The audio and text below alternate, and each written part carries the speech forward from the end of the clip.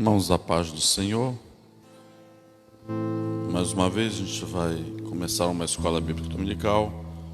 Vamos começar com a leitura do Salmo de número 103. Salmo de número 103. É um salmo de agradecimento a Deus. 103.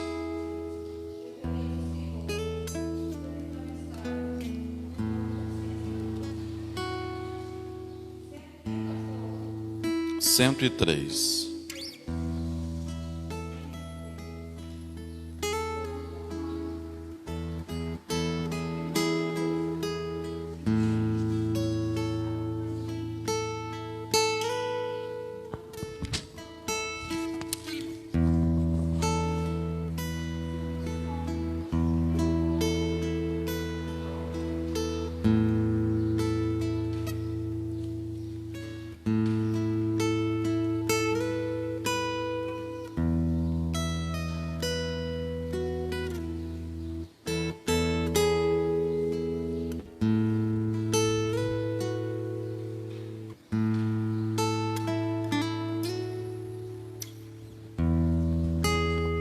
Pronto, Salmo de número 103. Diz assim: bendiz, ó minha alma, ao Senhor, e tudo que há em mim, bendiga o seu santo nome. Bendiz, ó minha alma, ao Senhor, e não te esqueça de nenhum dos seus benefícios. Ele é o que perdoa todas as tuas iniquidades, que sara todas as tuas enfermidades, que redime a tua vida da perdição, que te coroa de benignidade e de misericórdia, que farta a tua boca de bens, de sorte que a tua mocidade se renova como a da águia. O Senhor faz justiça e juízo a todos os oprimidos. Fez conhecer os seus caminhos a Moisés e os seus feitos aos filhos de Israel. Misericordioso e piedoso é o Senhor, longânimo e grande em benignidade. Não reprovará perpetuamente, nem para sempre reterá a sua ira. Não nos tratou segundo os nossos pecados, nem nos recompensou segundo as nossas iniquidades. Pois assim como o céu está elevado acima da terra, assim é grande a sua misericórdia para com os que o temem. Assim como está longe o oriente do ocidente, assim afasta de nós as nossas transgressões. Assim como um pai se compadece de seus filhos, assim o Senhor se compadece daqueles que o temem. Pois Ele conhece a nossa estrutura. Lembra-te que somos pó. Quanto ao homem, os seus dias são como a erva, como a flor do campo, assim floresce. Passando por ele o vento logo se vai, e o seu lugar não será mais conhecido. Mas a misericórdia do Senhor é desde a eternidade, e até a eternidade sobre aqueles que o temem, e a sua justiça sobre os filhos dos filhos, sobre aqueles que guardam a sua aliança e sobre os que se lembram dos seus mandamentos para os cumprir. O Senhor tem estabelecido o seu trono nos céus, e o seu reino domina sobre tudo. Bendizei ao Senhor todos os seus anjos, vós que excedeis em força, que guardais os seus mandamentos, obedecendo a voz da sua palavra. Bendizei ao Senhor todos os seus exércitos, vós ministros seus, que executais a sua vontade. Bendizei ao Senhor todas as suas obras, em todos os lugares do seu domínio. Bendiz, ó minha alma, ao Senhor. Senhor Deus e Pai, é maravilhoso, bendito seja o nome do Senhor. Adoramos ao Senhor nesta manhã. Adoramos ao Senhor pela beleza da tua santidade. Adoramos ao Senhor por tuas ricas misericórdias para conosco. Te louvamos, Senhor, porque as tuas misericórdias são as causas de nós não sermos consumidos. Embora, Senhor, imperfeitos, embora errando todos os dias, o Senhor nos abraça todos os dias e nos aceita na tua presença. Pai, continua, Senhor, assim. Continua nos abençoando. Continua com as tuas mãos santas e poderosas estendidas sobre nossas vidas, sobre a tua igreja e sobre aqueles que dia após dia o Senhor tem acrescentado à igreja. Pai, que o Senhor venha nos trazer nesta manhã a tua paz, manifestar, ó Pai, a tua salvação, manifestar, ó Pai, o teu poder de libertação. Realiza a obra grande, Senhor, em nosso meio. Estamos com os nossos corações agradecidos por mais uma manhã na tua presença. Ser, ó Pai, com aqueles que estão dentro do templo, ser com aqueles que estão em seus lares, que todos sejam alcançados pelo Senhor, abençoados neste dia. É o que nós pedimos e agradecemos, em nome do Senhor Jesus Cristo. Amém. Graças a Deus. Vamos louvar o Senhor com o hino de número 63 do nosso cenário, que é o salmo, a letra do Salmo 91. O que habita no abrigo de Deus.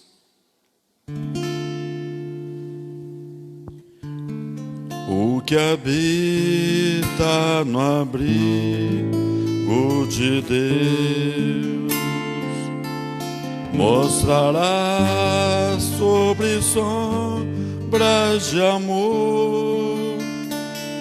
Sobre ele não virá nenhum mal. Em suas asas feliz viverá.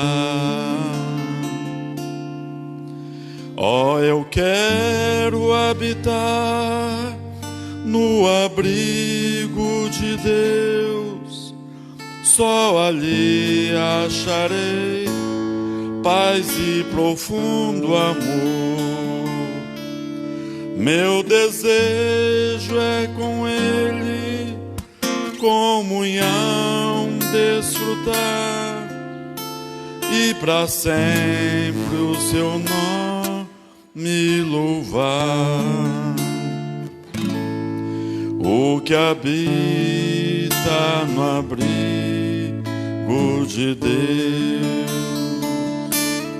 mostrará sobre sombras de amor. Sobre ele não virá nenhum mal. Em suas asas feliz viverá. Oh, eu quero habitar no abrigo de Deus.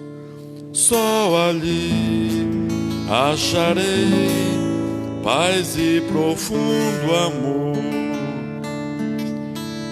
Meu desejo é com Ele comunhão desfrutar e para sempre o seu nome louvar. Graças a Deus. E para sempre o seu nome louvar. Esse tem que ser o nosso prazer, estar sempre na presença de Deus. E agora nós vamos dar início a mais uma escola bíblica dominical. Eu passo nesse momento a palavra para o nosso irmão Francisco, que vai continuar lecionando, falando a respeito da história da igreja. Que Deus nos dê uma manhã abençoada, uma boa escola bíblica dominical.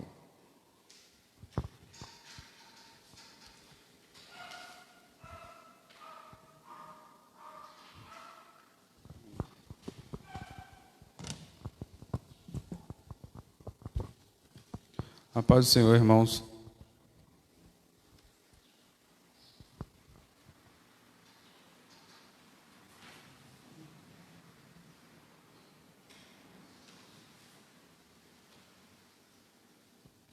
Hoje nós vamos dar continuidade ao estudo sobre a história da igreja. Hoje será o nosso penúltimo assunto. Nós vamos falar hoje sobre os grandes avivamentos, sobre o início de algumas denominações e vamos falar sobre alguns avivalistas da história da igreja, traçando assim um curso, né, da nossa história e vendo que nós podemos aprender com tudo o que aconteceu nesse período da igreja, que particularmente é um dos períodos que eu mais gosto, é esse período dos grandes avivamentos.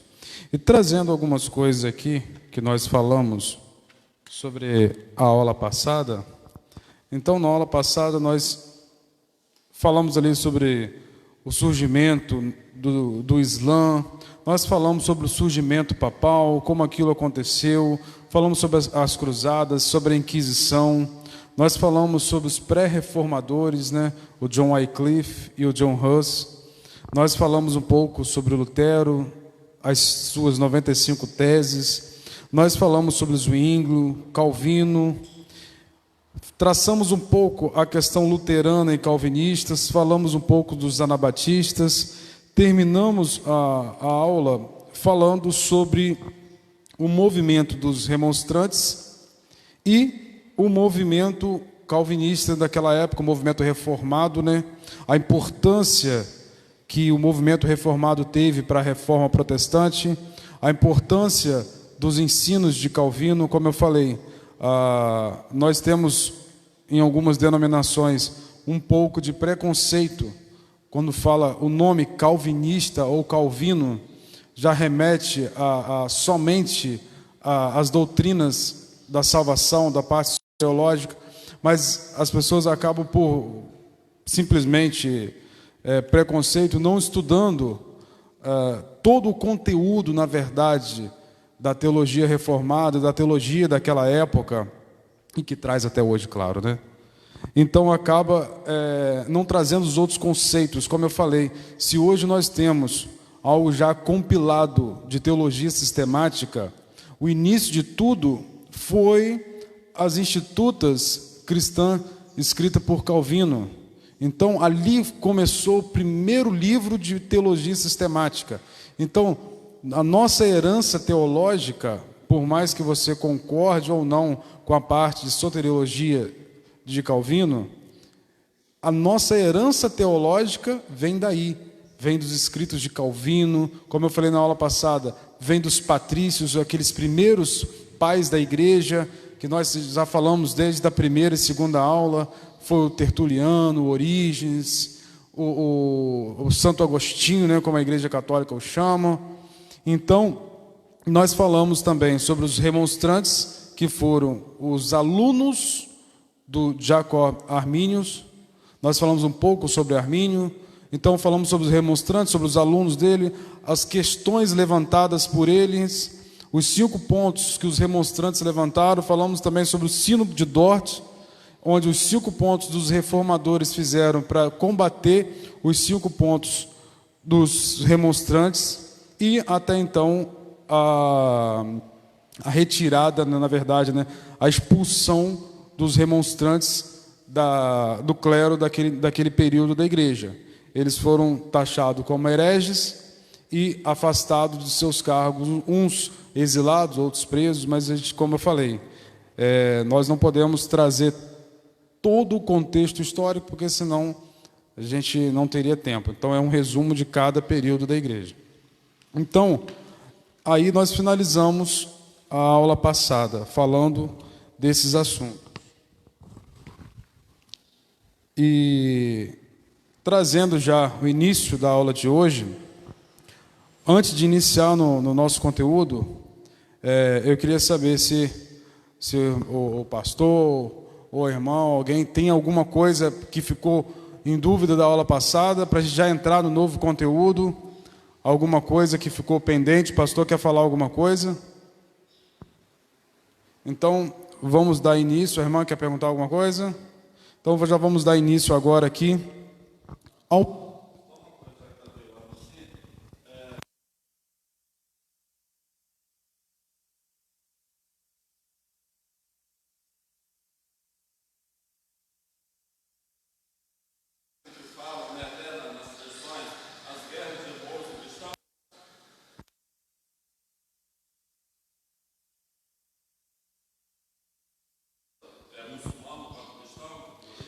Simboliza sim, na verdade, né? Essas guerras acabam simbolizando, porque se a gente for traçar, como eu tracei na última aula, todo um histórico dos muçulmanos, lá atrás, se trouxermos desde da descendência, na verdade, de Abraão, e vir trazendo todos os povos em tudo, nós vamos ver ali várias guerras e formando, na verdade, o povo persa, né, da onde saiu totalmente o Mohammed, né? Então nós vamos ali estar traçando uma estrutura genealógica de um povo que sempre foi rival, na verdade, dos judeus, até depois sendo rival diretamente dos cristãos, e traçando todas as guerras. Como eu falei, se a gente for pensar, puxando para o nosso lado do cristianismo, nós vamos puxar, desde lá de Abraão com Ismael. Uma vez eu até falei sobre esse assunto. A falta, na verdade, de Abraão esperar o momento certo na vida dele. Deus fez uma promessa para Abraão.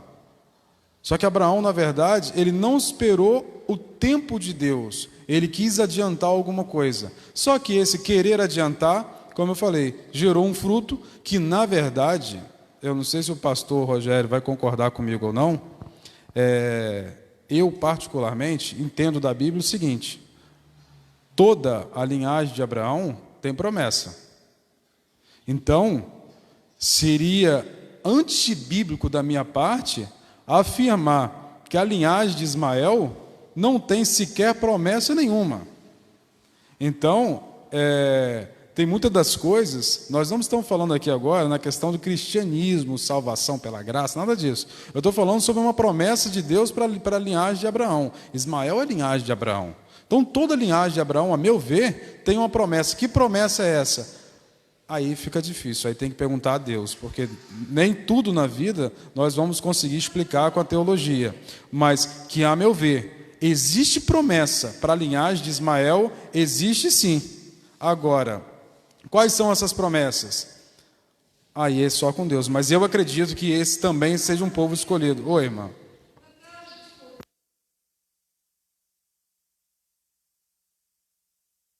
Voltando aqui, então, trazendo o nosso contexto de hoje, nós vamos falar sobre os grandes avivamentos. E eu já falei na aula passada sobre já a formação de algumas denominações. Então, a partir de Lutero, nós já tivemos os luteranos. A partir de Calvino, nós já tivemos ali a teologia reformada, os calvinistas, e da onde surgiu várias denominações. Então, nós temos ali, nós falamos também que Calvino, naquele período, formou uma escola em Genebra. Uma escola, vamos falar assim, formou uma escola de teologia, uma escola de missionários. E dentro desses missionários, tinha um homem ali chamado John Knox. E John Knox, ele é um ponto-chave, ele é uma pessoa-chave. Ô, irmã,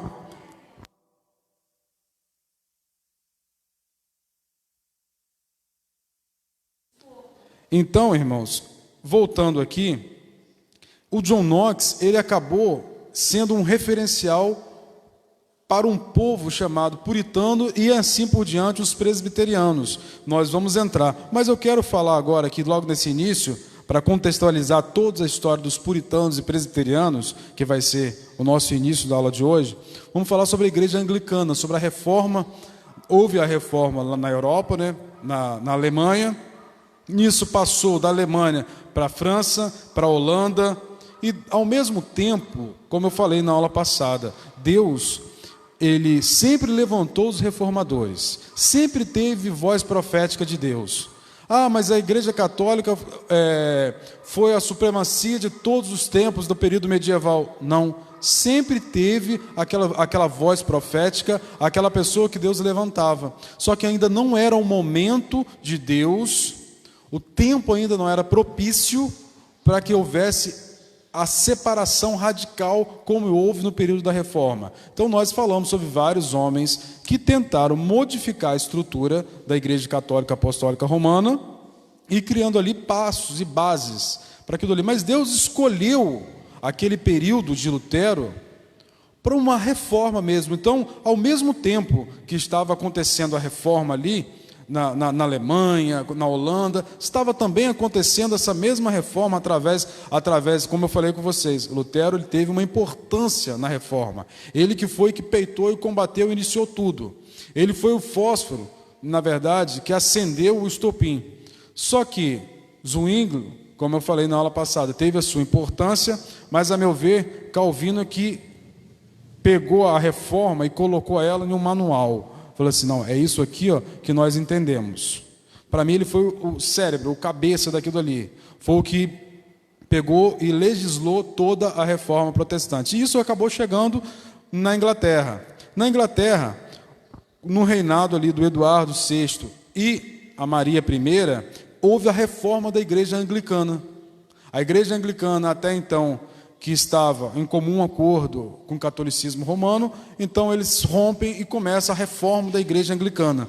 E da igreja anglicana vai sair várias denominações, né, que nós vamos falar aqui hoje, vários homens de Deus, como John Wesley, como vários outros que nós vamos citar aqui no momento, né, no momento propício da aula. Então, dentro da igreja anglicana, houve uma reforma. E nós entendemos desse período da história, através dos livros de história, que começaram naquele período a gerar um período na igreja onde houve uma divisão da igreja anglicana. A igreja anglicana acabou se dividindo porque tinha um grupo de homens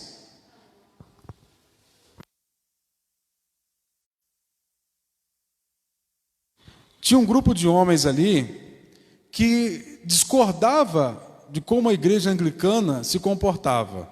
Mesmo a igreja anglicana sendo uma igreja reformada, eu não vou entrar aqui como que houve a reforma da igreja anglicana na Inglaterra, que vai demorar muito, mas como eu falei aos irmãos, tudo isso nós geramos como base para que nós possamos estar entendendo o que os irmãos quiserem se aprofundar, pode me perguntar, ou pode pegar alguns livros e estudar também. Mas eu estou tentando trazer uma parte mais sucinta para que os irmãos possam entender melhor. Então, chegou um período que alguns homens quiseram ter mais experiência com Deus, ter mais pureza no seu ser. Então gerou através, um dos influenciadores disso foi o John Knox, como eu falei, o aluno de Calvino. Ele foi um dos líderes desse movimento, queria mais pureza, achava que a igreja anglicana não era tão pura assim, e queria mais uma experiência com Deus. Eles começaram a guardar o sábado, não como os adventistas. Os adventistas têm um outro período da história, né, que não tem nada a ver aqui. Mas eles queriam guardar o sábado, eles não queriam, eles eliminaram a bebida alcoólica e queriam trazer novamente a pureza espiritual. Então eles tiveram o nome de puritanos. Então esses puritanos, na Inglaterra, eles acabaram tomando partido de algumas coisas e acabaram por um período da Inglaterra até governando a Inglaterra. Só que esses puritanos também, por ser extremamente radicais, deram origem a um outro povo chamado que? Os presbiterianos. Então, nós vamos ver ali que a igreja anglicana, ela acabou dando origem aos presbiterianos e aos puritanos. E nós vamos ver no decorrer da história toda a influência que essas duas denominações, vamos falar assim, né, tiveram em toda a história. Então, dentro disso, surge, como eu falei com os irmãos, o John Knox. Mas quem foi o John Knox? Muitas das vezes, eu sempre falo o seguinte, que os meus heróis da fé, as minhas referências, hoje, no nosso período, no nosso tempo, existem grandes homens de Deus, existe sim. Mas as minhas maiores referências estão nesse período esse período, na verdade, de 500 anos, né? A partir do ano de 1500 até o ano ali de 1900, 1950. Esse período, para mim, foi um período, assim, chave, onde as minhas maiores referências teológicas, espirituais, viveram. Então, muitas das vezes, por nós não conhecermos a nossa história, nós não valorizamos algumas pessoas que influenciaram toda uma nação. Nós vamos ver o John Knox, um homem influenciando toda uma nação, toda a Escócia. Depois nós vamos ver o Jonathan Edwards, mais à frente, influenciando toda a Constituição, junto lá com os metodistas, influenciando toda uma Constituição americana. Então nós vamos ver homens de Deus influenciando toda uma nação. Então, o que acontece? Nós temos muitas riquezas na história da igreja que nós não valorizamos por falta de conhecimento. E isso é muito ruim para a gente, porque nós acabamos desprezando pais, heróis de um período, e acabamos ficando hoje sem um referencial. Eu costumo dizer que o nosso período, nós vamos estudar isso mais fundo na aula que vem, na próxima aula, que hoje nós vivemos o empobrecimento teológico. As igrejas hoje estão ficando pobres teologicamente, mas isso tudo é culpa de alguns líderes. Esse empobrecimento teológico acontece porque eles retiram os 2000 anos de história da igreja, os 2000 anos de teologia já formulada, e querendo trazer algo novo. Então isso aí acaba trazendo um empobrecimento teológico para as igrejas. E o que acontece? Quando nós começamos a traçar esse período da história, nós começamos ali a entender que Deus, na verdade, levantou homens começaram a modificar aquela estrutura já corrompida através de uma voz profética de Deus. Então nós, como cristãos hoje, nós não podemos negligenciar todo esse conteúdo, tudo que eles levantaram até hoje. E se a gente ir dentro da história, nós vamos ver, como eu falei na última aula, nós vamos ver coisas que aconteceram no decorrer da história, que foi taxado como heresia, que ajudou a corromper a igreja, nós estamos vendo acontecendo hoje. Se a gente tivesse como uma referência nossa, de postura de vida, todos esses pais, essa nossa herança que nós tivemos, muitas das coisas nós teríamos retirado. Entendeu? Então, irmãos, voltando aqui, nem sempre foram flores na Inglaterra.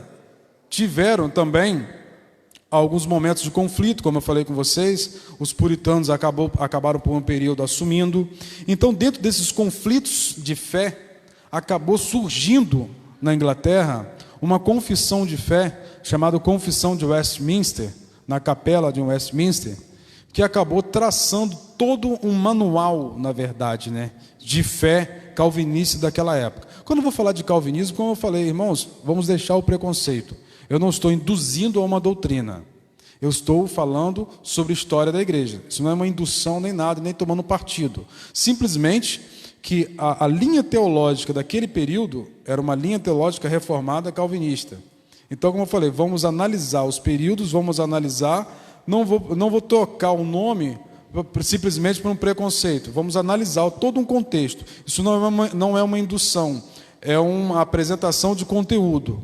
Então, dentro desse período da história da igreja, nós temos esse crescimento, como eu falei, aí já começou a surgir através do John Knox, como um grande influenciador daquele período, já começou a surgir a presbiteriana e os puritanos. Agora também, nesse mesmo período, surge um homem chamado Thomas Hells. O Thomas Hells, ele foi um refugiado inglês que foi para a Holanda, e lá ele se encontrou com os menonitas, junto com o John Smith. Os irmãos lembram que eu falei na aula passada? Se não lembrar, é só assistir a aula passada, que eu falei dos anabatistas. Aí toda aquela questão dos anabatistas, depois eu falei do Menon Simons, onde saiu ali os menonitas. Então não vou explicar mais sobre anabatista. Quem não recordou, é só olhar na aula passada. Então, o Thomas Hells e o John Smith acabaram tendo esse contato com os menonitas, o remanescente dos anabatistas. Então, eles ali formaram, na verdade, a Igreja Batista. O início da Igreja Batista teve ali em 1612, através do Thomas Hells e do John Smith. Mas nem tudo foram flores para os dois. Então, eles acabaram se dividindo, divisão de opiniões, nós vamos ver muito isso na história da igreja também. E eles acabaram se dividindo ali em 1608, e o Thomas Hells acabou voltando para a Inglaterra, para Londres, e em 1612 lá ele fundou realmente a estrutura da Igreja Batista. Depois nós vamos ver a Igreja Batista tomando a sua expansão dentro dos Estados Unidos. Mas aí é um pouquinho mais à frente da história. Nós já vamos falar em 100 e poucos anos à frente. Pastor Rogério?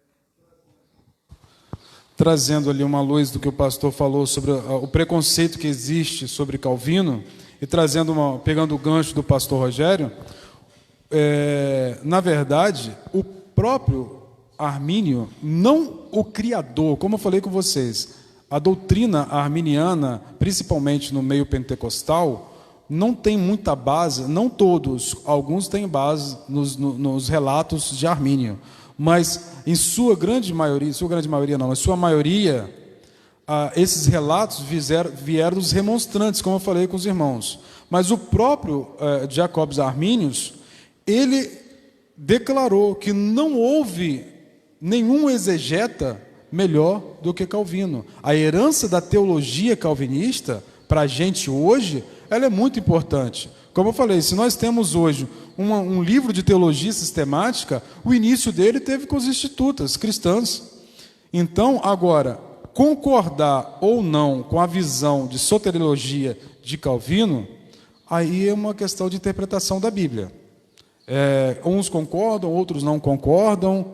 Amém? Cada um enxerga a Bíblia ali. A Bíblia, como eu falo, a Bíblia, ela não tem várias interpretações. Só existe uma, a certa. Qual que é a certa? Eu acredito que eu interpreto certo, outros acreditam que interpretam certo, mas como eu falei na aula passada, irmãos, a maior polêmica, vamos quebrar um pouco do tabu, a maior polêmica do calvinismo, do arminianismo, é a doutrina da salvação. Ponto. É a maior polêmica, principalmente entre algumas igrejas históricas, algumas igrejas pentecostais, neopentecostais. Mas uma coisa, eu vou trazer aqui um conflito desse que houve também na história, do George Whitefield e do John Wesley.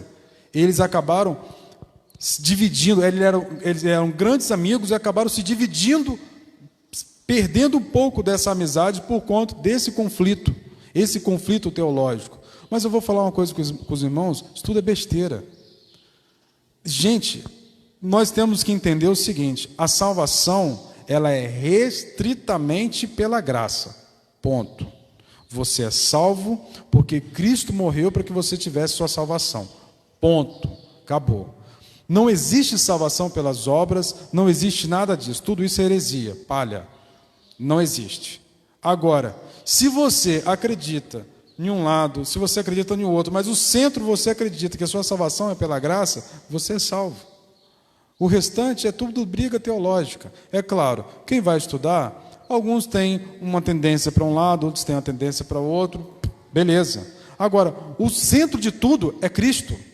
Então, se a gente perder tempo da nossa vida em discussão teológica, querendo afirmar, não, a minha visão calvinista, a minha visão arminiana, eu sou isso, eu sou... Rapaz, tudo isso é pura ilusão, pura ilusão. O que é certo na Bíblia? A salvação é pela graça. Cristo morreu para que você pudesse herdar o reino dos céus. Você merecia o inferno, como eu já falei várias vezes, mas através da morte de Cristo você pôde herdar a vida eterna com Cristo e através dele. Se você não acreditar nisso, você vai para o inferno. Não tem outra coisa para dizer. Se você achar que você vai fazer alguma coisa para você ser salvo, não, eu sou uma pessoa boa, eu sou uma pessoa que eu alimento os pobres, eu não posso ver uma pessoa vendendo uma balinha no sinal que eu compro, eu saio na rua à noite para levar agasalho, tudo bem, você é um cara bom, você tem boas ações, mas isso nunca vai te levar à salvação. O que vai te levar à salvação é a morte de Cristo. E voltando aqui, eliminando completamente essa linha de preconceito, como eu falei com os irmãos, trazendo um histórico, obrigado, pastor, trazendo um histórico agora, dentro do nosso contexto aqui, nós já vimos aqui o surgimento dos puritanos, da igreja presbiteriana, nós já vimos através do do Thomas Helms e do John Smith, o início da igreja batista, que teve uma igreja muito boa, que teve uma influência muito grande dentro da história da igreja. Nós agora vamos ver que ao mesmo tempo da reforma protestante, tinha um outro acontecimento na história. Nós vamos ver ali o Cristóvão Colombo, em 1492, descobrindo as Américas. Então, ali também agora vai começar um novo período da história da igreja, a expansão da igreja. A descoberta das Américas foi de grande importância, de grande relevância para a história da igreja, porque ali houve uma expansão da religião protestante, que até então nós vamos ver no início da história, os protestantes, logo após a Reforma, eles não evangelizavam muito, não tinha esse viés missionário, não era aquela coisa como é hoje. Nós vamos ver exatamente dentro da história quando começou as missões, quem teve esse impulso para as missões. Então, mas nesse período aqui da Reforma, eles estavam muito preocupados em defender a fé. O cristianismo verdadeiro foi muito atacado pelas heresias. Então, eles se preocupavam muito em defender e levantar, instituir o protestantismo. Isso foi importante? Foi. Como eu falei, irmãos, Deus, Ele cria todas as coisas no tempo certo. Aquele momento era o momento de fazer o quê? Edificar a fé cristã. Depois vamos expandir a fé cristã. Por isso que eu falo, muitas das pessoas entram na igreja hoje, amanhã eu quero ser missionário. Você vai evangelizar? Eu quero evangelizar as nações. Mas qual conteúdo que você tem? Qual base que você tem? Você vai falar o que para a pessoa? Se a pessoa te indagar, você vai falar o quê? Se você estiver numa comunidade X, numa comunidade Y, que é completamente distinta, como que você vai abordar ali, como que você vai abordar na outra? A pessoa entra para a igreja e quer fazer alguma coisa, mas na verdade ele não quer se preparar para fazer. Então existe um tempo certo para todas as coisas. O tempo no período da Reforma foi para quê? Para instituir o protestantismo, elaborar todos os conceitos ali e fortalecer. Então, dentro disso tudo, houve esse viés de você elaborar. Mas a Igreja Católica já tinha esse viés missionário há muito tempo. Então, a Igreja Católica, nas Américas, começaram a evangelizar tudo. As obras missionárias católicas, elas eram imensas. Nós vamos ver as obras dentro do Brasil, nós vamos ver na América do Sul, na América do Norte, e assim crescendo cada vez mais. Só que, quando a Igreja Católica chegou aqui nas Américas, eles encontraram... O pastor Rogério quer falar? A irmã está acompanhando a gente, ela está perguntando se a igreja presbiteriana, ela foi para confirmar, se ela foi fundada antes da Batista. Qual é a mais velha? Então, se você for colocar a fundação real, nós estamos falando da presbiteriana histórica, irmãos. É presbiteriana histórica, não é a nossa, é a presbiteriana histórica. Se a gente for colocar o início de Thomas Hells ali em 1612, e for trazer também a questão do John Knox dentro dos puritanos, nós vamos falar que uma questão de muito pouco tempo é a presbiteriana. Mas, se você for colocar como instituição já levantada, organizada, aí o tempo vai acabar se igualando. Mas se você for colocar no período dos puritanos, com John Knox, e for colocar com Thomas Helms, você vai ter um pouquinho só antes a igreja presbiteriana. Mas, como eu falei, se a gente for traçar já de instituição, já montada, de igreja e tudo, vai ser basicamente no mesmo período. Diferente, sim, de outras denominações que nós vamos ver adiante. Já que a gente está falando, né, muitas vezes a pessoa me pergunta assim, o pastor é da igreja presbiteriana? Então, uma coisa é ser da igreja presbiteriana, né, como nós temos a igreja presbiteriana do Brasil, e uma coisa é ser da igreja presbiteriana pentecostal. A nossa denominação, para a informação dos irmãos, ela tem aproximadamente aí, 50 anos, oficialmente, que ela foi instituída, né? Então, quando a gente fala da presbiteriana, a presbiteriana nossa é uma igreja chamada neopentecostal, né? Está na classificação de igreja neopentecostal. E a igreja presbiteriana, né, do Brasil é aquela igreja presbiteriana de raiz. Na verdade, nós somos originados de lá, né? Que o nosso pastor ele é dissidente de lá. Então, nós temos um pouco, né, das duas, um pouco das igrejas neopentecostais e também bastante da igreja presbiteriana. Eu, particularmente, sou um admirador das igrejas batistas, não importa o número, né? Sou um grande admirador das igrejas presbiterianas. Na próxima aula nós vamos falar sobre o início da Igreja Assembleia no Brasil, da Igreja Batista no Brasil, da Igreja Presbiteriana no Brasil. Então, a próxima aula vai ser muito interessante, nós vamos falar da história da igreja após o avivamento da Rua Azusa no Brasil. Nós vamos esquecer os outros países, vamos tratar só do Brasil. Todas as denominações no Brasil. Então, voltando aqui para a aula, então nós temos ali o catolicismo tomando conta das Américas, nesse mesmo período. E aconteceu uma coisa interessante. Quando os católicos chegaram nas Américas, eles encontraram alguns povos. Eles encontraram aqui os índios, encontraram astecas, encontraram outros povos, e acabou fundindo algumas religiões. Acabou existindo um sincretismo religioso, uma junção do catolicismo, uma junção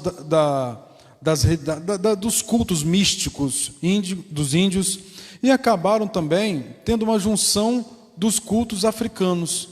Então nós temos assim, no Brasil, nós temos assim várias religiões, várias situações diferentes, porque houve esse sincretismo, houve essa junção de várias religiões e acabamos tendo assim uma religião abrasileirada, né? Tendo de tudo praticamente no Brasil. Mas por quê? Houve esse sincretismo desde esse período do descobrimento das Américas, descobrimento do Brasil logo após. Então, nós vamos ver ali todo esse sincretismo. Mas como se iniciou o protestantismo no Brasil? Quando está falando na aula sobre evangelismo, nós falamos sobre os huguenotes. Houveram 3 tentativas na América do Sul, 2 no Brasil. Nós vamos citar as 2 do Brasil.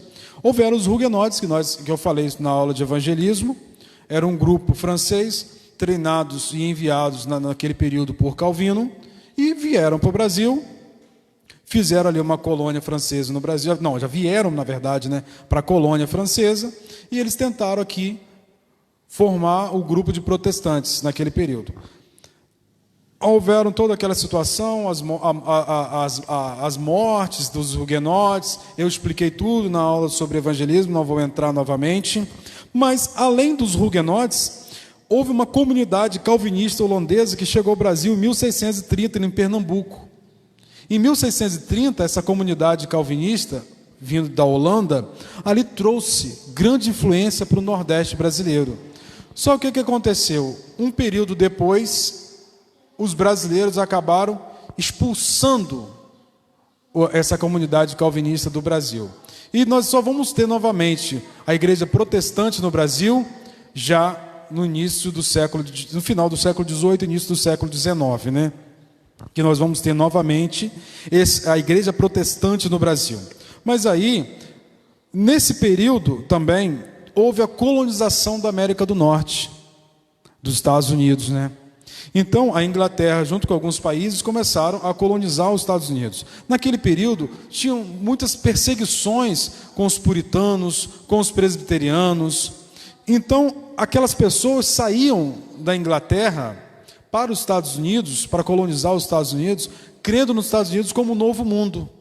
Crendo nos Estados Unidos ali como um lugar que eles poderiam ter paz, a Nova Jerusalém. Era isso que eles intitulavam o Novo Mundo. Para eles, que saíam daquelas perseguições e iam para os Estados Unidos, para a colônia, na verdade, né?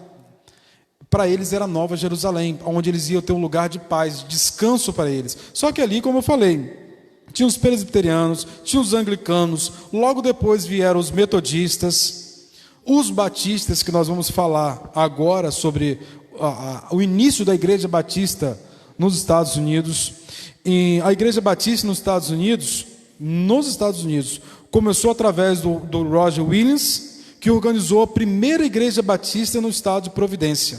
Então, nesse mesmo período, já teve esse início de tudo. Já começou os puritanos, os presbiterianos a influenciar toda uma cultura americana. Por isso que os Estados Unidos sempre foi, na verdade, né, um país protestante. Ele tem muito dessa cultura dos batistas, dos puritanos, dos presbiterianos, então dos anglicanos. A igreja anglicana nos Estados Unidos é uma igreja muito forte também. Então nós temos toda essa cultura americana do protestantismo. Infelizmente nós não tivemos a mesma cultura no Brasil, mas ainda é tempo de mudar. Mas agora, o que acontece? Esse daqui foi um período lindo da história. Você vê o cristianismo se expandindo. Como eu falei, a igreja anglicana na Inglaterra começou a mudar, a reformar. Depois ela teve a sua divisão com aquelas pessoas mais radicais que foram os puritanos. Ali já saíram os presbiterianos com John Knox. Depois, como eu falei, que houve a confissão de fé em Westminster. Depois teve ali o surgimento da Igreja Batista, a colonização dos Estados Unidos, mil maravilhas, certo? Mas aí entra um período muito ruim para a história da igreja. Entra um período filosófico da filosofia, o crescente da filosofia. Entra um período chamado de racionalismo. Esse período, irmãos, para mim, é um período muito triste, é um período que trouxe um esfriamento espiritual muito grande. Houveram dois nomes, assim, vários, né? Mas eu não vou, já estou trazendo uma amplitude dentro da história da igreja. Eu não vou citar muito a filosofia, eu não vou perder muito tempo com filosofia. Então, vou citar dois nomes aqui que influenciaram o meio naquele período do racionalismo. Foi o Immanuel Kant e, assim, um dos mais famosos, o René Descartes. Então, esse período do racionalismo, houve muita perda no mundo espiritual. Por quê? Houve ali uma centralização do homem. Houve ali um antropocentrismo, um humanismo, a questão da razão, a questão do método científico para tudo. O René Descartes, com seu movimento cartesiano, uma frase dele que ficou eminente: penso e logo existo. Aquela situação toda filosófica, para o cristianismo, para a ciência em si, foi maravilhoso. Se eu pensar na ciência, na engenharia e nas outras ciências, eu vou encarar isso como um bom período. Mas para a religião, para o cristianismo, não foi um bom período. Por quê? A reforma veio para retirar todo o poder do homem e lançar novamente para Deus. Retirar todo aquele egocentrismo do Papa, achando que ele era Deus. Como eu falei, no cisma da Igreja Católica, um Papa excomungou o outro. O Papa tinha autoridade de Deus para falar: vou retirar o seu nome do livro da vida, você está excomungado. Isso existe até hoje, que o Papa pode excomungar alguém. Então ele vai ter a mesma autoridade de Deus. Porque, como eu falei com vocês, se a gente for analisar o livro de Apocalipse, no capítulo 17, nós vamos ver que o nosso nome está escrito no livro da vida antes da fundação do mundo. Antes de criar tudo, o nosso nome já estava escrito lá, pela soberania de Deus. Aí depois vem o Papa e fala: não, eu posso retirar, porque eu vou te excomungar. Então, se eu te excomungo, eu estou tirando o seu nome do livro da vida. Então, você está colocando a autoridade no mesmo patamar da autoridade de Deus. Os reformadores vieram até isso para retirar isso e voltar novamente para a autoridade de Deus. Só que com o movimento do racionalismo, tentando voltar novamente para o homem. Tentando trazer para o homem alguns conceitos de colocar o homem no centro das coisas.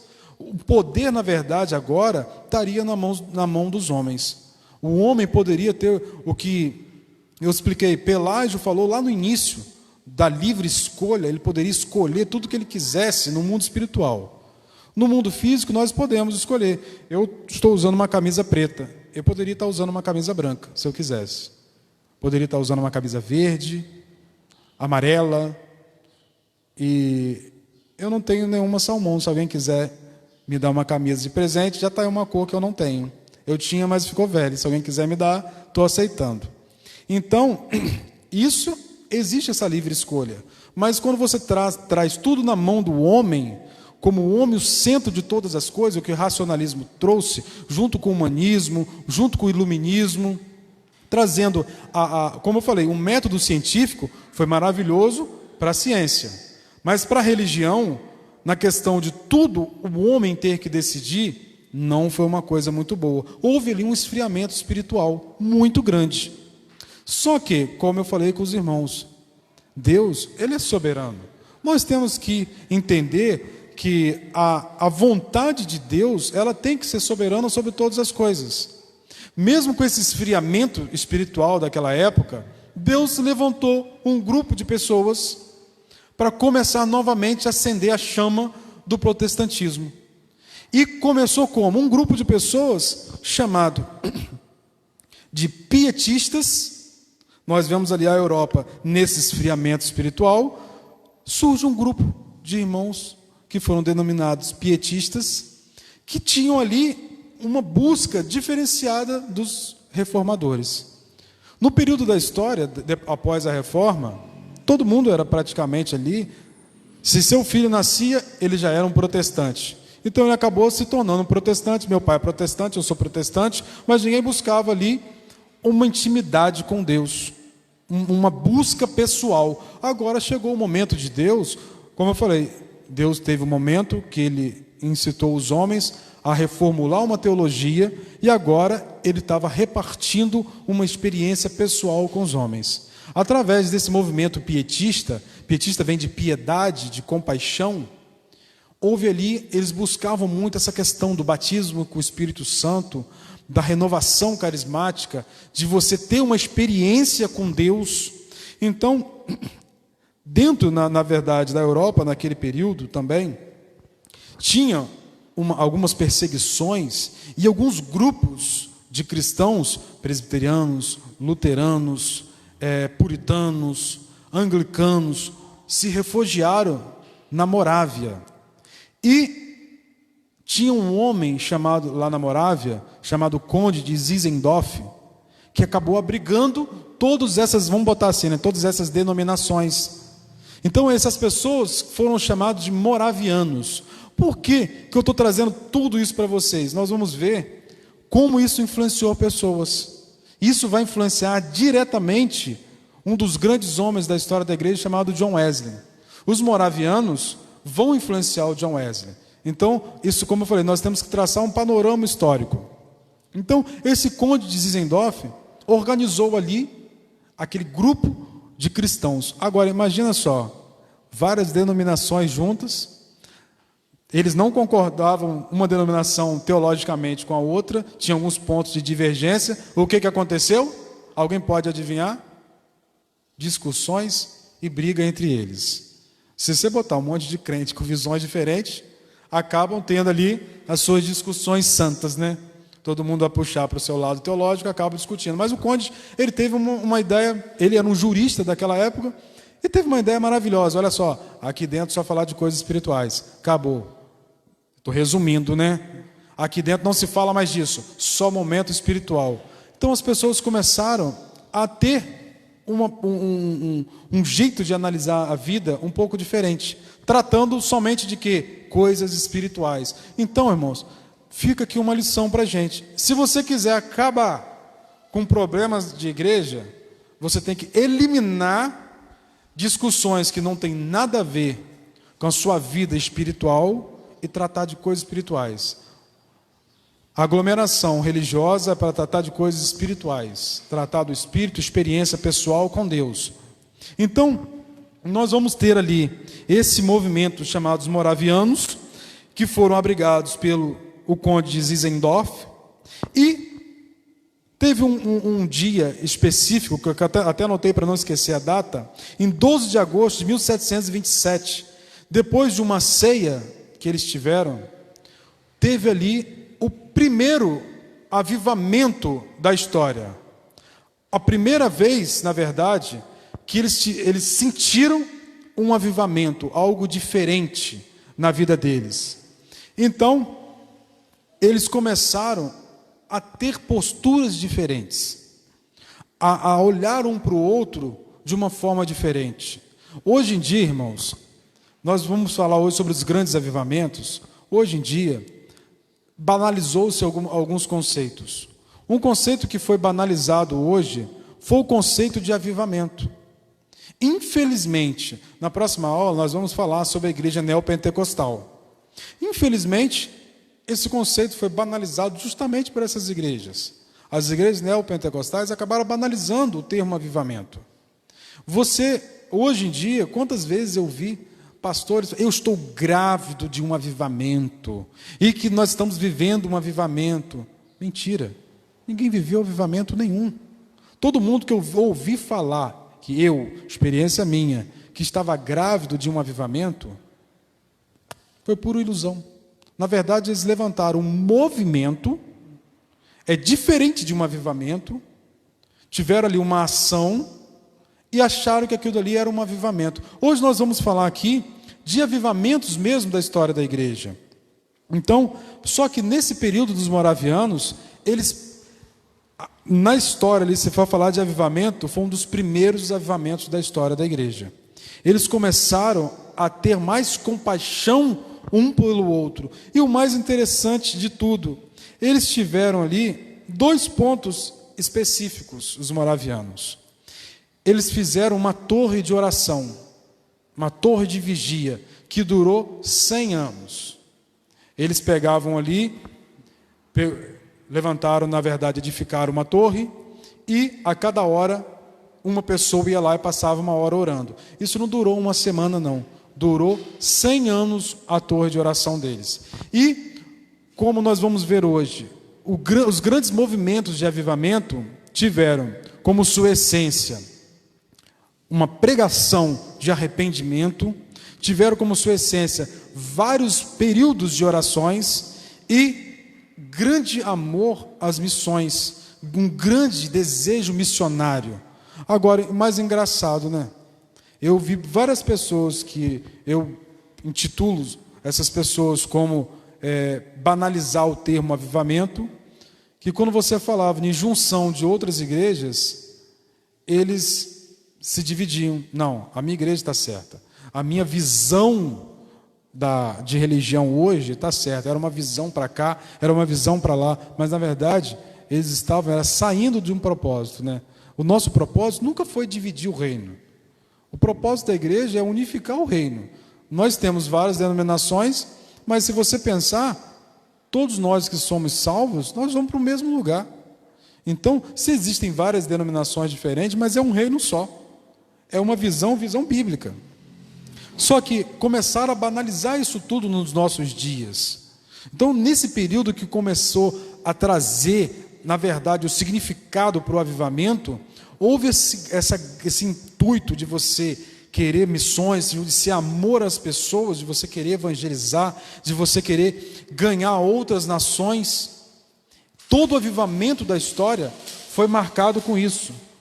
Foi marcado com esse amor às missões. Então, nós temos ali esse grande avivamento que houve dentro dos moravianos. Agora nós vamos falar de um homem que também teve o seu marco na história. Nós vamos falar do John Wesley. Certa vez, John Wesley estava indo para a América do Norte evangelizar os índios. No mesmo navio tinha um grupo de moravianos, este grupo aqui.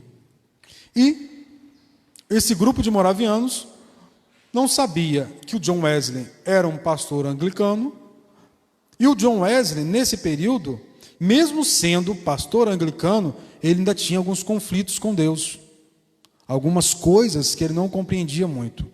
Como aconteceu com Lutero, eu falei com os irmãos, Lutero praticamente ele se converteu lendo o livro de Romanos e, por coincidência, Wesley teve a mesma experiência lendo o livro de Romanos. Mas, vamos voltando aqui. Nessa viagem que Wesley fez para os Estados Unidos, naquele período, não se chamava Estados Unidos, né? Mas, nesse mesmo navio tinha esse grupo de moravianos. Esse grupo começou a evangelizar o próprio Wesley. Você conhece a Jesus Cristo? Aí Wesley responde, conheço. Ele é salvador do mundo. E esse grupo começou a indagar o Wesley. Você sabe que ele é salvador do mundo, mas ele salvou a sua vida? Foi ele que morreu por você? E traçando o que eu falo, que é o mais importante, é a salvação pela graça através de Cristo. John Wesley, ouvindo aquilo ali, ficou impactado com aquilo, vai para os Estados Unidos, não tem muito sucesso na evangelização dos índios, volta para a Inglaterra, e ali ele tem um contato com esse grupo, com os moravianos, e começa a modificar o seu jeito de pensar sobre Cristo e sobre a religião. Certa vez, ele lendo o livro, a carta aos Romanos, ele tem ali a sua experiência de conversão. Mas ele não era pastor?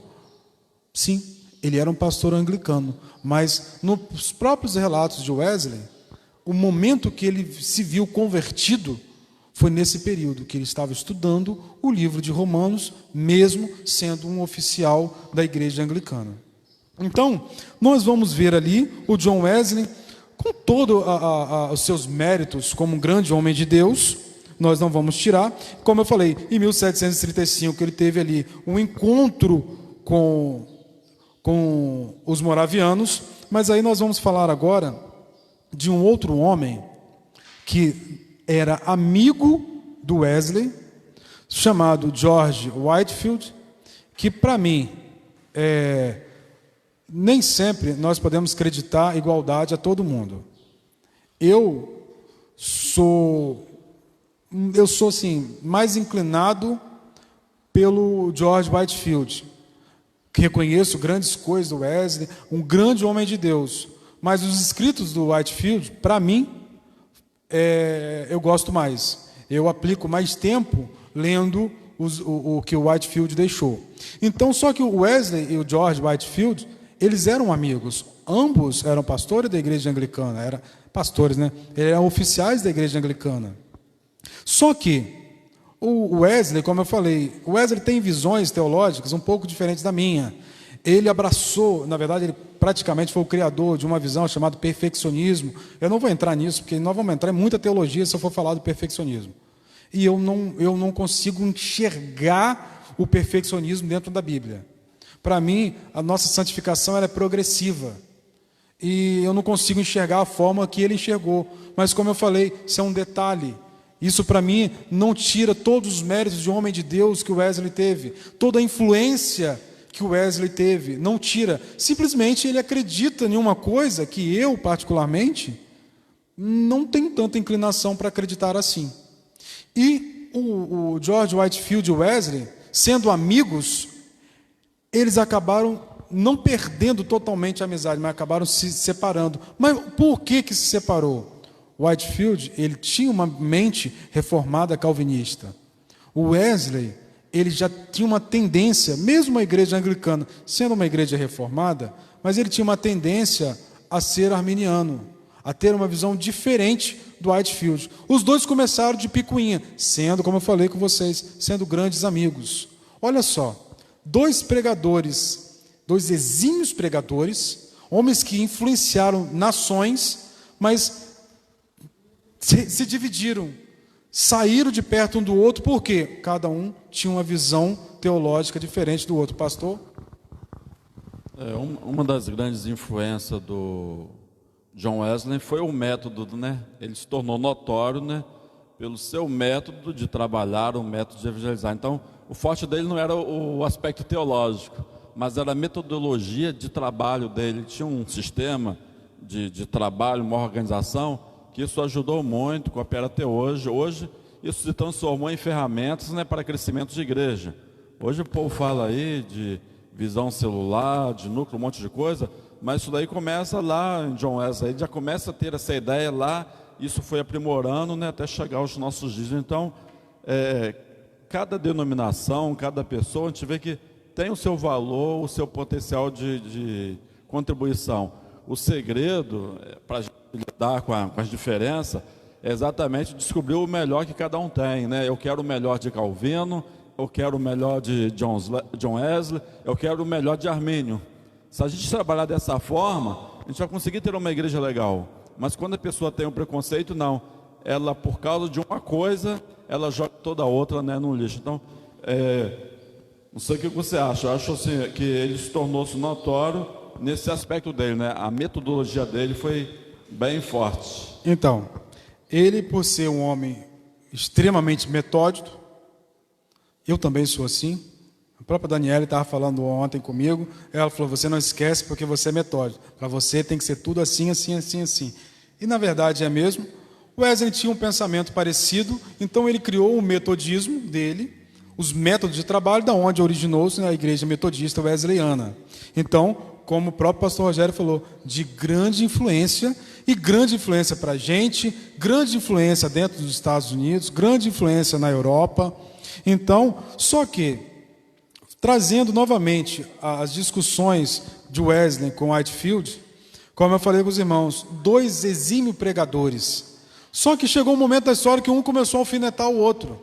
O Wesley pregava contra a eleição, contra a predestinação, e o Whitefield começou a rebater o Wesley. Olha só, que visões diferentes você pode ter, mas nós não podemos partilhar da diferença de um com o outro. Isso nós não podemos. Só que chegou um momento da história que os dois chegaram ao ponto e falaram assim: não, isso não vale nada. Isso é uma disputa ridícula. 2 amigos que se separaram por conta de uma disputa de teologia. Então, eles começaram novamente a ter a sua amizade, a ponto de o Wesley convidar o George Whitefield para pregar dentro da igreja dele. E uma coisa que é emocionante, o próprio Whitefield, no seu período de morte, deixou escrito da seguinte forma, que quem tinha que celebrar, quem tinha que pregar no ato fúnebre dele, teria que ser John Wesley.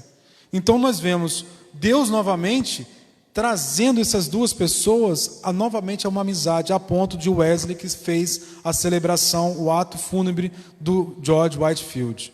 Só que o George Whitefield, como eu falei, isso daí foi importante, nós temos grande importância na história. Agora, nesse mesmo período, nos Estados Unidos, se levantou um homem chamado Jonathan Edwards. Olha só como Deus vai começando a levantar pessoas em lugares completamente diferentes. Nós vemos ali o tempo de Deus agindo corretamente. Quando nós damos liberdade para Deus agir no seu tempo certo. Na Inglaterra você tinha o George Whitefield. Na Inglaterra, o George Whitefield, ele ficou na Inglaterra e nos Estados Unidos. Wesley se concentrou mais nos Estados Unidos, depois na Inglaterra, depois nos Estados Unidos. Mas ao mesmo tempo ali que a Inglaterra estava tendo essa chama novamente do Wesley e do Whitefield, nos Estados Unidos, o Jonathan Edwards, que eu até estava conversando com a Vanderlei ontem, para mim ele foi uma criança superdotada. O Jonathan Edwards, infelizmente, ele morreu com seus 54 anos, mas 54 anos bem vivido para o Evangelho. Ele entrou prematuro na faculdade, ele fez o seu doutorado prematuro, ele nem parecia que era um ser humano comum. Parecia que ele era uma pessoa superdotada. Um nível de inteligência fora do comum, um teólogo fora do comum e um grande influenciador. Tanto ele influenciou na vida do George Whitefield, como o George Whitefield influenciou na vida dele. A visão calvinista que o Jonathan Edwards tinha acabou influenciando o George Whitefield. E o Jonathan Edwards, no dia 8 de julho de 1741, ele estava dentro da igreja dele, dentro de uma igreja não era dele, e fez uma pregação que eu já falei dela sobre a igreja. Ele teve um sermão chamado Pecadores na mão de um Deus irado. Uma pregação que falava restritamente de arrependimento. Uma coisa que eu digo aos irmãos, hoje em dia, nós temos pastores falando sobre dinheiro, falando sobre fama, falando sobre o crescimento pessoal, mas nós não vemos nas igrejas falar mais sobre redenção, falar mais sobre pecado, sobre inferno, sobre graça. Isso não é falado. Mas os grandes avivamentos da história, o conteúdo pregado era esse. Era justamente arrependimento, salvação, redenção pela graça, santificação. Isso era pregado nesse período dos grandes avivamentos. Então, essa pregação do Jonathan Edwards foi caracterizada como o primeiro grande despertamento. O primeiro grande avivamento começou ali. O Jonathan Edwards, para vocês terem uma ideia, no meio da mensagem ele teve que parar. As pessoas começaram a ter visão do inferno. As pessoas olhavam para o chão da igreja e viam literalmente o abismo. Começou uma histeria, uma gritaria dentro da igreja, e ele não conseguiu mais conter a igreja. O próprio George Whitefield, que estava no meio, começou a tentar conter as pessoas, para que as pessoas ficassem um pouco mais quietas para o Jonathan Edwards terminar de pregar. Ele teve que parar. Quando as pessoas começaram a voltar a si, ele terminou a pregação. Isso impactou todos os Estados Unidos, impactou toda uma nação. Quando a gente vai falar de avivamento, nós vamos falar de um mover de Deus que tem um grande impacto. Você vai ver na história grandes avivamentos que tiveram notoriamente registrado em livros, tanto em livros teológicos, tanto em livros escolares. Nós vamos ver esses grandes despertamentos, esses grandes avivamentos. Por isso que eu falei, a igreja de hoje acabou banalizando o avivamento. E quando você vai banalizando alguma coisa, você acaba perdendo a essência dela. Então, nós vemos ali o Jonathan Edwards com esse intuito de querer pregar, de querer trazer arrependimento às pessoas. Então nós vemos ali em 1741 o grande despertamento. Agora, como eu falei com os irmãos, todo grande mover de Deus, despertamento, avivamento, você tem uma coisa que você, como eu falei, um grande amor às pessoas, um grande amor às missões. E teve um homem chamado William Carey, um pastor anglicano, depois batista. Ele, em 1792, ele organizou ali algumas pessoas no meio batista que, com esse intuito de fazer missões, de querer ganhar as nações, eles organizaram ali um fundo ministerial, financeiro, e o próprio William Carey foi enviado para a Índia. Ali, na história da igreja, em 1792, nós vamos dar início às grandes missões mundiais, onde as pessoas eram enviadas para outros países e aí para fazer literalmente missões. Então, se você fosse colocar um pai para as missões, eu poderia intitular o William Carey como pai das missões. E quando ele chegou na Índia para fazer suas missões, houve uma coisa muito interessante. Ele conseguiu mudar a cultura daquele país, mas uma coisa que eu não sabia, nem uma coisa que é importante, quando nós estamos preparando a aula, qualquer professor prepara a aula, você está estudando novamente junto. E eu conhecia sobre a vida do William Carey, mas esse fato específico eu não conhecia. Eu vou falar hoje, e acabei assim, ficando impactado com esse fato. Na Índia, eles tinham um costume, quando o marido morria, a viúva, ela era queimada junto com o corpo do marido. Olha que coisa, eu particularmente, nunca tinha ouvido isso. Mas quando eu li isso, eu falei assim, cara, que coisa interessante. E foi justamente esse missionário batista, William Carey, enviado para a Índia, que conseguiu mudar esse costume daquele local, onde as mulheres passaram a não ser mais queimadas, as viúvas queimadas junto com os corpos dos seus maridos. Então, nós temos ali, novamente, a igreja tomando características, a igreja tomando um rumo. E dentro desse período, em 1792, nós temos ali um grande homem de Deus, chamado Charles Finney. Charles Finney, ele é difícil você caracterizar ele como calvinista. É difícil também caracterizar ele como arminiano. Ele foi muito influenciado com o perfeccionismo, mas é muito difícil você caracterizar ele, porque ele era um pastor da presbiteriana, depois é muito difícil caracterizar o Charles Finney. A única coisa que é importante, extremo homem de Deus, pregador que tinha uma vida com Deus. Ele, certa vez, em 1792, ele estava literalmente em um matagal, orando, quietinho. Ali, naquele período, ele foi batizado com o Espírito Santo. Ele começou a sentir essa renovação dentro dele do batismo com o Espírito Santo. Então, a partir disso, o Charles Finney teve um ministério fora do comum, a ponto de, num dia que ele estava pregando, houve nos Estados Unidos o segundo despertar, o segundo grande avivamento. O primeiro, nós vimos ali que foi com Jonathan Edwards. O segundo, com Charles Finney. Eu tenho um livro de teologia sistemática do Charles Finney.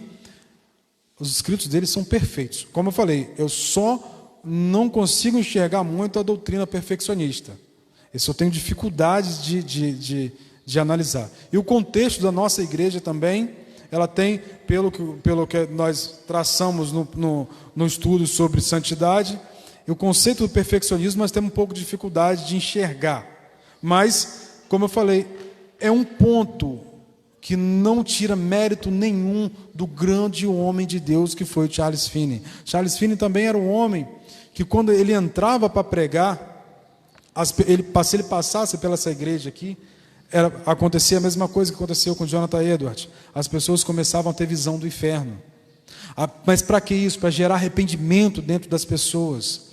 Então esses homens, eles traçaram um período da história muito bonita. Como eu falo, sempre falei, esses são as minhas referências. O Charles Finney, o Jonathan Edwards, o John Knox, o Charles Spurgeon, que nós vamos falar aqui mais à frente, o Moody. Esses homens de Deus, eles viviam para Cristo, viviam para o Evangelho. É que eu sempre falei, o mundo em si, as coisas materiais desse mundo, já não tinham mais sentido para esses homens. O que eles queriam era o reino de Deus.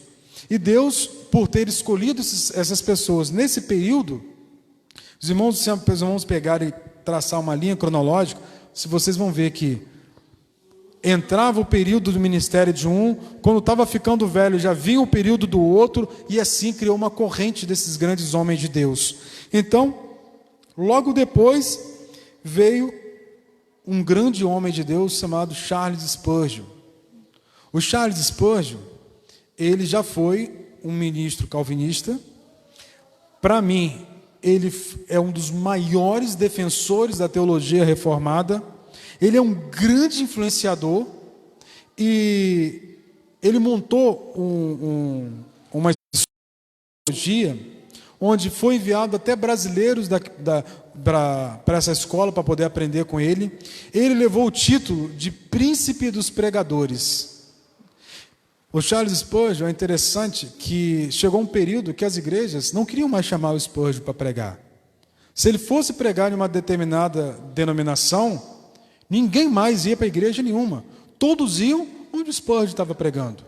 Então o que ele fez? Bom, já que se eu for pregar em um lugar, vai todo mundo, e eu tenho que pregar o Evangelho, ninguém mais me chama. A cidade naquele período fez um acordo, ninguém mais pode chamar o Spurgeon para pregar, porque se ele for pregar numa igreja e ninguém mais vai na outra, o que ele fez? Botou um banquinho, uma caixa de frutas, uma caixa de legumes que vemos no mercado, nas costas, e no meio da praça, colocava ali era o púlpito dele.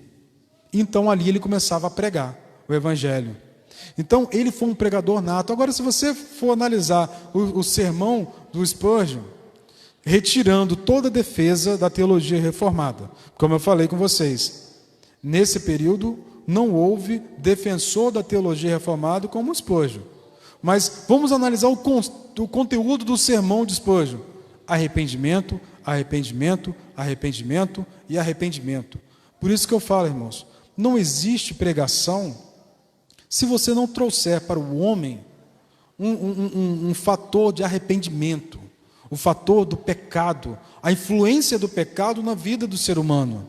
E o que o pecado pode trazer para o ser humano? Esse afastamento de Deus. Então, nós analisamos pela história da igreja que todos esses homens que tiveram essa expansão, nós vamos ver que sempre houve o centro da pregação era Cristo, trazendo um arrependimento para os homens.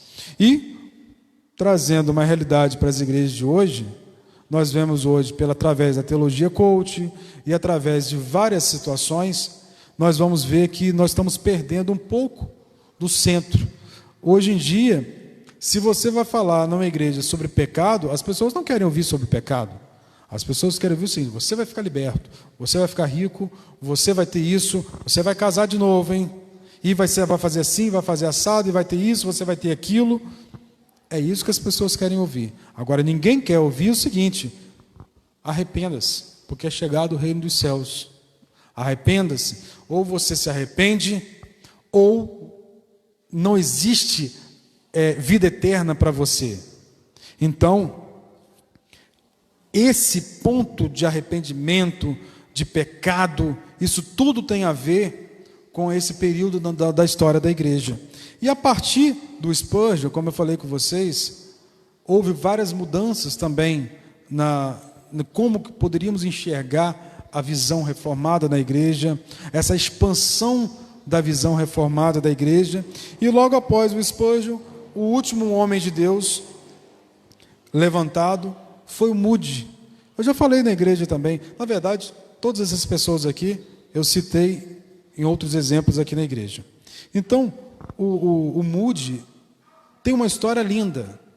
O Moody, ele era praticamente um analfabeto, engraxate, que, certa vez, um homem pregando, disse o seguinte: quem aqui quer ser usado por Deus? O Moody saiu de onde ele estava trabalhando, na sapataria, e falou assim: eu quero ser usado por Deus. Esse grande homem de Deus foi, orou pelo Moody, e ali então houve um divisor de águas na vida do Moody. E o que é interessante, como eu falei, ele era uma pessoa praticamente analfabeta. Não tinha uma leitura muito boa, não tinha nada. Mas logo após a conversão do Moody, ele começou a dar aula na escola dominical. E o mais engraçado é que o presidente dos Estados Unidos, a escola dominical, a classe que o Moody dava aula, crescia tanto que o presidente dos Estados Unidos quis lá ver a aula do Moody. Só que, irmãos, nós estamos falando de um analfabeto. O presidente dos Estados Unidos sempre foi a potência. O homem que era presidente dos Estados Unidos, dessa época, né, o Lincoln, era a potência, era a pessoa nos Estados Unidos que era mais venerada. É diferente, você vai ver, no Brasil, nós não temos essa cultura de botar ali o presidente, ter a nação praticamente olhando para aquele homem, venerando não de adoração, mas tendo orgulho de ter aquela pessoa como presidente. Mas os Estados Unidos é diferente, os americanos têm muito orgulho do presidente. E nesse período da história, tinha muito orgulho do presidente deles, que foi um homem, não vou entrar na história americana, mas foi um homem extremamente importante para os Estados Unidos. Mas o próprio presidente quis lá conhecer essa escola dominical, que crescia tanto. Moral da história: um analfabeto começou a ensinar a Bíblia para doutores da lei. Olha o que Deus fez na vida desse homem. E o Moody, eu tenho um livro em casa que diz, a própria biografia do Moody diz a mesma coisa, né, que eu também tenho. O Moody, ele era uma pessoa tão envolvida com o cristianismo, que se ele entrasse na casa dele e lembrasse que naquele dia nenhuma pessoa tinha se convertido com a pregação dele, ele ia para a rua. Ele só voltava para a casa dele depois que ele pregasse para alguém e alguém se arrependesse. Aí ele voltava assim: pelo menos hoje está cumprido o que eu tenho para fazer. Então, isso foi a história da igreja. E uma coisa interessante, falando sobre Moody, eu me recordei de uma situação. Quantos irmãos aqui já ouviram a expressão: quem quer aceitar Jesus, levanta a mão? Eu, particularmente, isso é uma coisa particular, não gosto muito disso. Eu acho que você não tem que aceitar, você tem que reconhecer, mas isso é um outro contexto. Mas quem começou com isso foi o Charles Finney, que nós falamos aqui agora há pouco. O Charles Finney que começou, talvez, né, isso é só título de curiosidade, talvez não, quase todos que têm esse costume de chamar esse período da hora do apelo, não sabem de onde que veio isso. Mas isso foi algo do Finney para aquele momento da história, e ele, quando terminava de pregar, ele falava: quem quer aceitar Jesus, quem quer reconhecer Jesus, levanta a mão. Isso começou com ele, através do Charles Finney, que é uma cultura que nós pegamos dele também, né? Mas, como eu falei, isso é tudo título de curiosidade. Eu não acredito que todos que fazem isso até ouviram falar do Finney. Mas, irmãos, então, até o ministério de Moody, como grande influenciador no período da história da igreja, nós vamos ver ali esses grandes avivamentos que tiveram. O próximo grande avivamento vai ser o avivamento da Rua Azusa. E esse avivamento da Rua Azusa vai dar início a um movimento chamado movimento pentecostal. E logo depois vai ter o início do movimento neopentecostal, que nós vamos tratar na próxima aula. Na próxima aula nós vamos falar do avivamento da Rua Azusa e do movimento pentecostal, neopentecostal e da história da igreja no Brasil, como algumas denominações vieram para o Brail. Daí então nós vamos fechar a nossa escola dominical sobre a história da igreja. E agora eu queria fazer uma pergunta para os irmãos. Até que hoje consegui acabar um pouquinho, só mais cedo. Alguém, dentro de todo o conteúdo histórico, eu sei que muitas das vezes, irmãos, falar de história é um pouco maçante, mas é importante. Como eu falei, nós temos aqui vários exemplos de igrejas que deram certo e que deram errado. Nós temos exemplos de homens de Deus que tiveram atitudes que geraram grandes avivamentos. Então nós temos exemplos de como seguir e exemplos do que não seguir também. Então, dentro de todo o conteúdo já abordado sobre a história da igreja, alguns irmãos ficaram com alguma dúvida, quer fazer uma pergunta, pastor Rogério quer fazer algum acréscimo a esse conteúdo todo? Alguém? Ninguém? Pastor Rogério quer falar alguma coisa?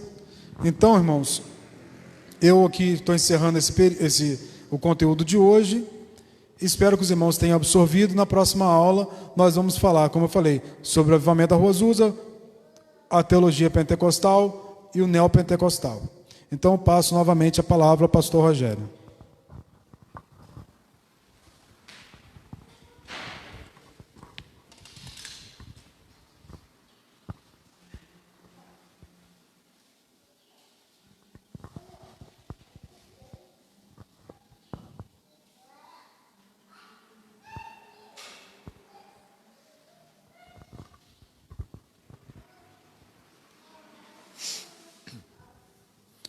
A paz do Senhor, para quem chegou depois da abertura, estamos agora no final da nossa escola bíblica dominical. Espero que os irmãos tenham aprendido um pouco mais, tenham tido acréscimos. Como nosso irmão Francisco falou, como nós ficamos sempre muito na escola bíblica dominical, no aspecto bíblico, no aspecto teológico, às vezes alguns de vocês podem sentir um pouco de diferença, mas o estudo que nós estamos fazendo, ele é extremamente necessário. Às vezes a gente fica lendo Bíblia, trabalhando um texto bíblico, né, falando sobre avivamento. Aí hoje a gente vê na aula, né, deu todos os ingredientes, né, para um avivamento. Então a gente quer um avivamento. O que a gente pode fazer? A gente fala, né, uma das coisas que a gente vê que precisa acontecer para um avivamento, né, é romper barreiras denominacionais. Enquanto, né, eu sou presbiteriano, eu sou isso, eu sou aquilo, a gente já é um impedimento para que haja avivamento. Mas quando o mundo quer buscar ao Senhor, quer fazer a coisa certa, quer ler, como eu disse, né, cai na leitura do livro de Romanos, vai descobrir, né, coisas fantásticas. Então, entenda esse momento de vocês, né, de estar estudando a história da igreja. Quem sabe depois de eu estudar a história da igreja, né, a própria igreja presbiteriana, né, a gente passa aí por uma renovação a nível local. Deus vai trazer coisas novas para nós. Então vamos ficar de pé neste momento. Vamos estar orando ao Senhor, agradecendo a Deus por tudo, pela vida dos que estão aqui, pela vida dos que estão em casa. A igreja tem que saber o momento que ela está vivendo e se enquadrar, né, naquele momento. Então hoje nós estamos vivendo esse momento de pandemia e nós estamos vivendo dentro da realidade do momento. Algumas pessoas estão nos acompanhando em casa, então só para dar números, né, nós estamos aqui hoje com 10 pessoas. Então um culto de escola bíblica dominical com 10 pessoas é um culto feito de modo seguro para o momento de pandemia. Está obedecendo o distanciamento, as pessoas estão de máscara, mas nós não podemos ir muito além disso. Eu não tenho hoje tristeza nenhuma em fazer um culto da noite com 20 pessoas, porque eu sei que eu estou preservando, ajudando a preservar a saúde, né, dos demais, e nem por isso a gente deixa de cultuar. Então, o que a gente precisa saber é entender esse momento. Não deixe, irmão, de servir ao Senhor por causa da pandemia, mas não vamos também extrapolar, não vamos meter aqui 100 pessoas dentro da igreja, 50, porque é inconcebível, não é correto. Mas esse momento nós estamos conseguindo administrar, né, bem, através da oração. Então, os irmãos que têm feito dessa forma, por favor, irmãos, continue assim, porque nós estamos no caminho certo. Amém? Oremos ao Senhor. Deus e Pai maravilhoso, obrigado, Senhor, por esta escola. Obrigado pela vida dos teus filhos, de perto e de longe, ó Pai, que participaram dessa escola bíblica dominical. Meu Deus, que possamos aplicar, ó Pai, em nossas vidas, no ministério, aquilo que foi passado aqui de melhor nesta manhã. Continua sustentando, ó Pai, a tua igreja. Continua sustentando os teus servos. Que a fé não venha diminuir neste momento de pandemia, mas que nós venhamos, ó Pai, crescer cada vez mais. Mesmo em meio, ó Pai, a este momento que não nos ajuda muito. Mas eu creio na tua palavra que diz que todas as coisas cooperam para o bem daqueles que amam a Deus, que são chamados segundo o seu propósito. Então, Senhor, nós estamos aqui, que se cumpra em nós o propósito de Deus em nossas vidas, que se cumpra em nós o propósito de Deus para o ministério nesses dias. Abençoa, Senhor, todos, dando, ó Pai, a saúde, dando o direcionamento, mantendo acesa a chama da fé nos corações. Pai, muito obrigado por tudo, continua abençoando durante esse dia e nos prepara para um culto à noite também abençoado e na tua presença. Que todos possam voltar para os seus lares em paz e em segurança. É o que nós pedimos e agradecemos no nome do Senhor Jesus Cristo. Amém. Graças a Deus. Se tiver alguém que vai cear, permaneçam, por favor. Amém.